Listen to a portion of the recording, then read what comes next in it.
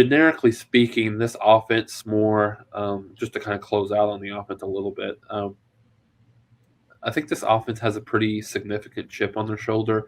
Just I think because the narrative that's been out there, that is out there, I guess, is that Oklahoma's going to not be as successful offensively because the guru was gone, so to speak. So I think and that accompanied with the guys that they lost from the wide receiver position and the quarterback room, and so I think there's this narrative out there that I think this team is chomping at the bit a little bit just to prove that they can that they can perform at a very high level, at the level that University of Oklahoma, kind of demands and expects of this offensive team over the last 10, 20 years to, to kind of live up to that standard. So we'll see how this fall camp goes and early on in the season. But yeah, I think it's something that I've continued to see a little bit more of, that I think, you have that chip on your shoulder. And I think Dylan Gabriel has done about as good of a job as you could have asked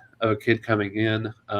He knows the offense really well. He's taken it upon himself to have two little retreats, so to speak.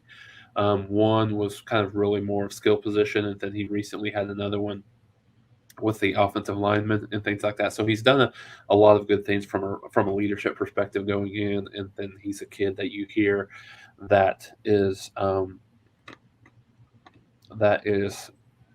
everybody looks to from a leadership perspective. And that's hard, right? When you got a kid that just came in the spring, hasn't been part of this. I mean, he was already one of the kids that Venables brought with him to Big 12 media days, only from being on campus since February-ish probably.